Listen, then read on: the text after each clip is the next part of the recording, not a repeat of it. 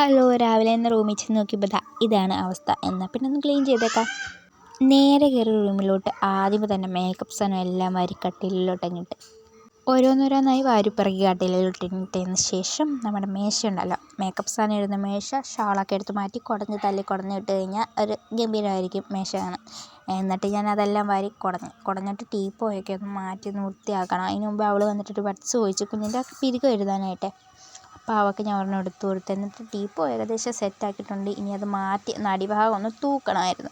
അതിനുവേണ്ടി നോക്കിയപ്പോൾ ഇതിൻ്റെ പണ്ടല്ല, കുറച്ച് ദിവസമായി ഒരു കൺമഷി മേടിച്ചത്, പുതിയതായിരുന്നു. അത് അവിടെ താഴെ കിടക്കുമായിരുന്നു.